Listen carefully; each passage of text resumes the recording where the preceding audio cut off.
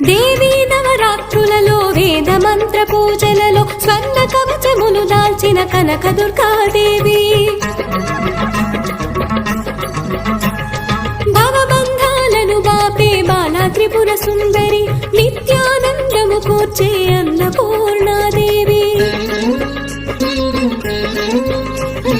లోక శాంతిని సంరక్షించే సుమంత్రమూర్తి